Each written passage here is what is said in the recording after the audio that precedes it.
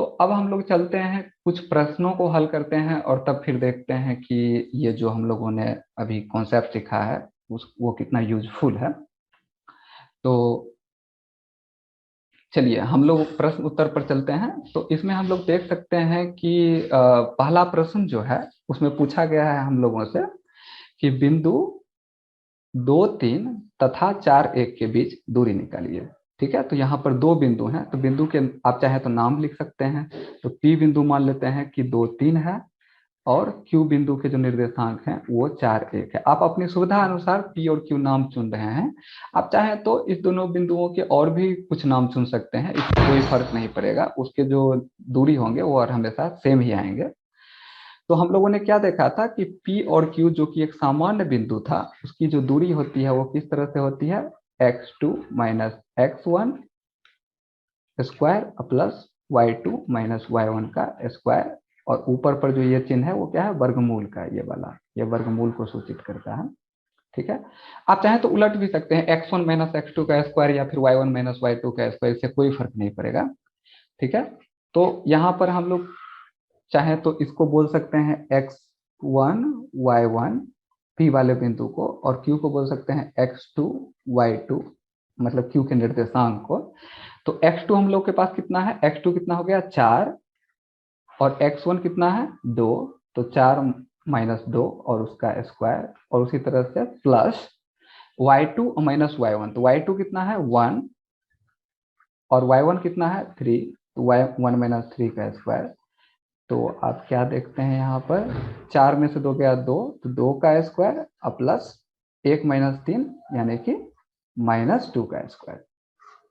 ठीक है, तो यहाँ पर आप देख सकते हैं 2 का स्क्वायर 4 प्लस -2 का स्क्वायर भी अगर आप करेंगे तो भी वो 4 ही आएगा।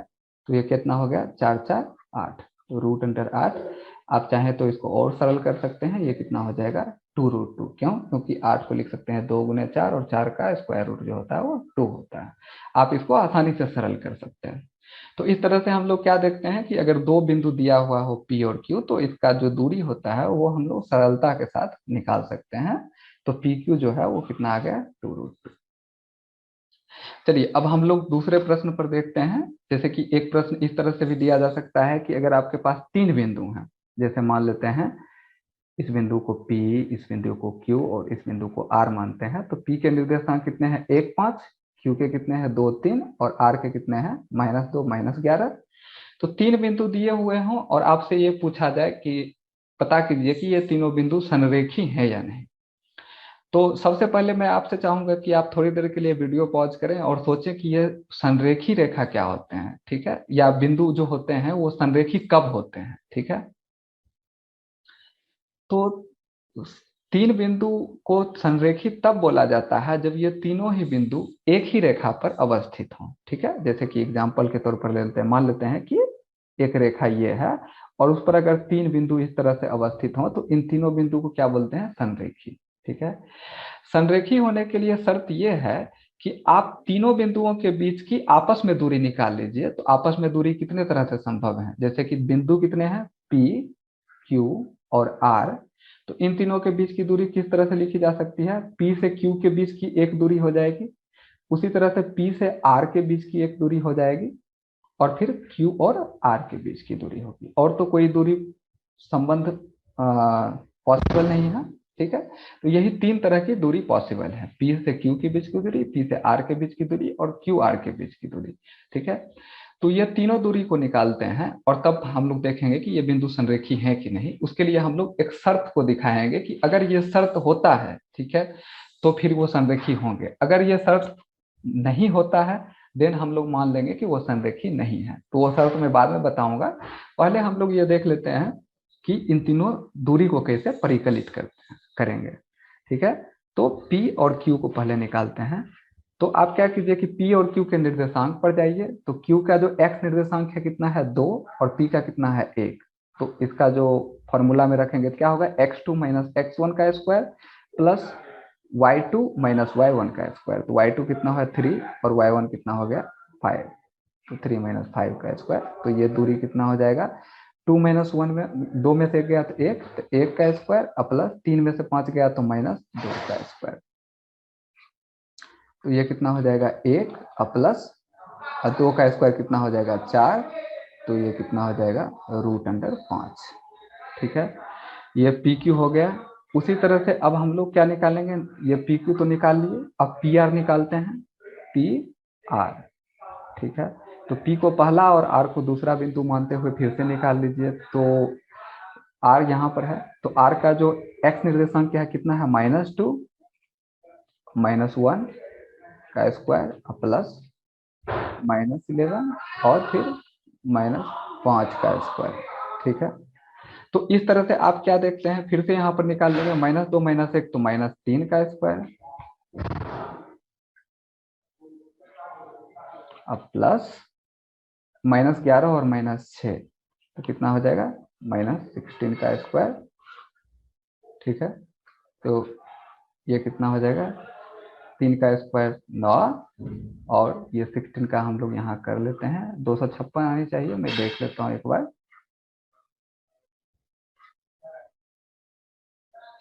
हाँ 256 ही है, तो 256 यहाँ पर लिख दीजिए और फिर आप यहाँ पर कर लीजिए।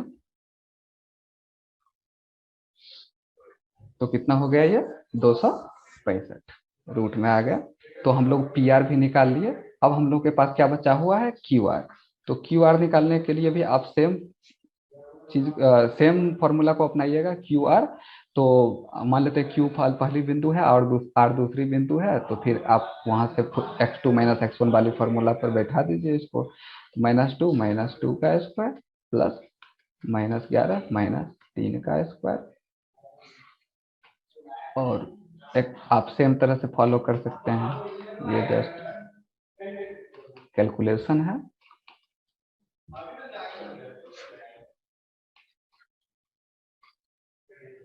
चौदह का आप यहाँ कर लीजिए,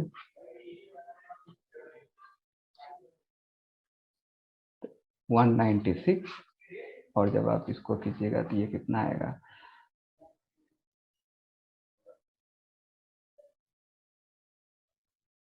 ठीक है 212 आएगा रूट में। हाँ, अब मुख्य प्रश्न ये, अब तो हम लोगों ने जो दूरी थी, जितने भी पॉसिबल दूरी हो सकते थे तीन बिंदुओं के बीच, हम लोगों ने निकाल लिया पी क्यू, पी आर और क्यू आर को। अब हम लोग ये समझने का प्रयास करेंगे कि क्या ये बिंदु संरेखी हैं या नहीं। ये दिखाने के लिए कि ये बिंदु संरेखी हैं, ये बहुत जरूरी हो जाता है कि किसी भी दो रेखाखंड का योग तीसरे रेखाखंड के योग के बराबर होनी चाहिए। जैसे कि यहाँ आप देख सकते हैं कि मानिए कि ये P है, ये Q है और ये R है। तो चूंकि P Q R एक ही रेखा पर स्थित हैं, इसलिए P Q और Q R को अगर आप जोड़ दीजिएगा तो आपको क्या मिलनी चाहिए, P R मिलनी चाहिए। तो उसी तरह से हम लोगों को ये नहीं मालूम है कि P पहले था कि Q बाद में था, ये सब चीजें नहीं मालूम है। फिर भी हम लोग ये तो बोल ही सकते हैं कि किसी भी दो रेखाखंड का योग तीसरे के बराबर होनी चाहिए। लेकिन आप यहाँ पर करके देख सकते हैं, आप चाहे तो कैलकुलेटर की भी मदद ले सकते हैं कि यहाँ पर तीन जो दूरी निकली है, एक है √5, एक है √265 और एक है 212 रूट में। आप देख सकते हैं किन्हीं दो को जोड़ने के बाद वो किसी तीसरे के बराबर नहीं आती हैं। ठीक है, आप जैसा यहाँ पर गेस करके भी देख सकते हैं, और नहीं तो फिर आप आसानी से बैठकर एक बार निकाल भी सकते हैं कि आप किसी भी दो को जोड़ दीजिए, आपको तीसरे के बराबर नहीं मिलेगा। तो इससे यह साफ पता चलता है कि ये तीनों ही बिंदु संरेखी नहीं है, यानी कि ये तीनों बिंदु असंरेख हैं। मतलब इन तीनों बिंदुओं को एक रेखा पर नहीं दिखाया जा सकता।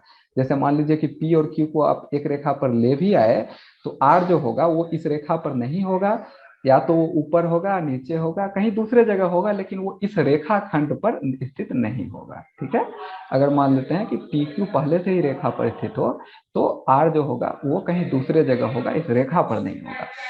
तो इसको टेस्ट करने के लिए आप क्या करेंगे, दो रेखाखंड को जोड़ेंगे और देखेंगे कि वो किसी तीसरे के बराबर है कि नहीं। अगर नहीं है तो वो असंरेखी हैं, अगर है तो वो तीनों बिंदु संरेखी हैं। चलिए, अब हम लोग नेक्स्ट प्रश्न पर विचार करते हैं, तीसरे पर। इसमें दिया गया है तीन बिंदु, उसी तरह से आप चाहें तो फिर से नाम लिख सकते हैं। इस बार चाहें तो ABC बोल सकते हैं, ABC। तो मान लीजिए कि ये तीन बिंदु दिए हुए हैं आपको, और फिर आपसे पूछा गया है कि पता कीजिए कि ये बिंदु समद्विबाहु त्रिभुज के शीर्ष है। तो चूंकि नाम से ही स्पष्ट है कि समद्विबाहु त्रिभुज वह त्रिभुज होगा जिसके क्या होंगे, दो भुजा बराबर होंगे। ठीक है, दो भुजा बराबर होंगे। ठीक है, दो भुजा बराबर होंगे। तो आपके पास एक त्रिभुज होगा, ठीक है, इसके निर्देशांक आपको पहले से मालूम है, ए बी सी।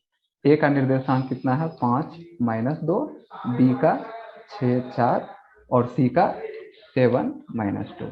आप देख रहे होंगे कि मैं ए बी सी या पी क्यू आर अपने मन से रख लेता हूँ, ये मैं अपनी सुविधा के लिए रखता हूँ। आप चाहे तो किसी दूसरे नाम को भी रख सकते हैं, ये सिर्फ प्रश्न को हल करने में आपको सहायता करते हैं, इसलिए आप भी रख सकते हैं, आप जैसा नाम चाहें वैसा रख सकते हैं।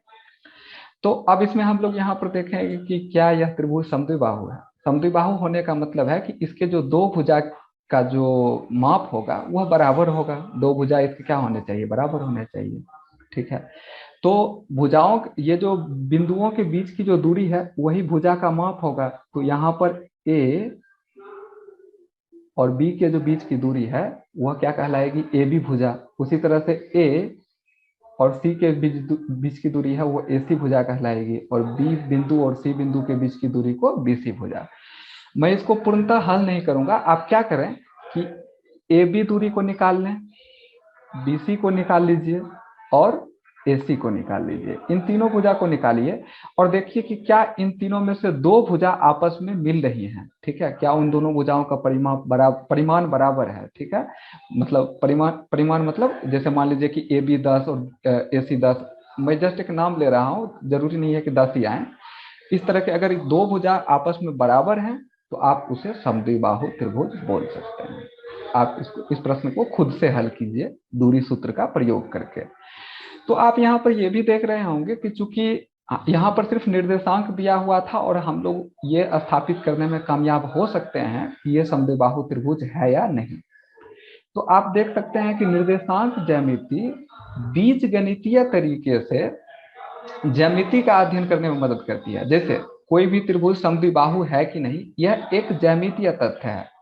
समद्विबाहु त्रिभुज एक ज्यामितीय तथ्य है। ठीक है, और जब आप किसी जैसे वर्गमूल निकालते हैं या फिर इस तरह के फॉर्मूला का जब आप उपयोग करते हैं दूरी सूत्र का, तो ये क्या है, ये एक बीजीय तरीका है दूरी निकालने का। तो आप क्या करते हैं कि एक ज्यामितीय चीजों का अध्ययन कर लेते हैं एक बीजीय तरीकों से। जैसे मान लीजिए बीजीय तरीकों से आप दूरी निकालते हैं, जो कि निर्देशांक ज्यामिति में हम लोग अभी सीखे हैं, और आप क्या स्थापित करने में कामयाब हो जाते हैं कि समद्विबाहु त्रिभुज है या नहीं। तो इसी तरह का आप देखेंगे कि बहुत सारे तथ्य हैं जो कि ज्यामिति के हैं और आप उन्हें स्थापित करने में कामयाब हो जाएंगे अगर आप बीज गणितीय तरीकों का इस्तेमाल करें। तो ये बीज गणितीय तरीकों से आप ज्यामितीय तरीकों का अध्ययन कर लेते हैं, और उसे कौन जोड़ता है, निर्देशांक ज्यामिति। ठीक है, निर्देशांक ज्यामिति। तो आप यहाँ पर ये देख रहे हैं कि ये समझने के लिए बहुत ज्यादा जरूरी है, इसलिए इसके बहुत ज्यादा अनुप्रयोग हैं, जैसा कि मैं पहले भी बताया हूँ। चलिए अब हम लोग एक और प्रश्न पर विचार करते हैं जिसमें ये लिखा हुआ है कि एक्स अक्ष पर वह बिंदु ज्ञात कीजिए। ठीक है, वह बिंदु ज्ञात कीजिए मतलब कि वो बिंदु मालूम नहीं है, हम लोग को मालूम करना है, जो 2-5 और -2-9 से समदूरस्थ हैं। ठीक है, समदूरस्थ। समदूरस्थ का मतलब क्या होता है कि अगर दो बिंदु लें, 2-5 यहाँ पर, ठीक है, इस बिंदु का नाम, सॉरी इसको मिटाना दीजिए, इस बिंदु का नाम मान लेते हैं कि ए है, और उसी तरह से एक बिंदु बी है जिसके निर्देशांक हैं -2-9। तो उसके बीच में ही कोई बिंदु होगी जो कि समदूरस्थ होगी। समदूरस्थ का मतलब ए से उस बिंदु की दूरी और बी से उस बिंदु की दूरी दोनों क्या होगी, बराबर। इस बिंदु का नाम मान लेते हैं पी है। हम नहीं जानते इस बिंदु का निर्देशांक क्या है, इसलिए इस बिंदु के निर्देशांक को जस्ट x, y से दिखाते हैं। तो ए से पी के बीच की दूरी जो होगी वह पी से बी के बीच के दूरी के बराबर होगी। ठीक है, तभी तो हम लोग उसे समदूरस्थ बोलेंगे। तो आप ये दिखाइए कि ए पी जो है वह किसके बराबर है, पी बी के बराबर है। अगर इस संबंध का प्रयोग कीजिए और दूरी सूत्र लगाइए। एपी को निकालने के लिए आप दूरी सूत्र लगाएंगे, फिर पीबी को निकालने के लिए आप दूरी सूत्र लगाएंगे।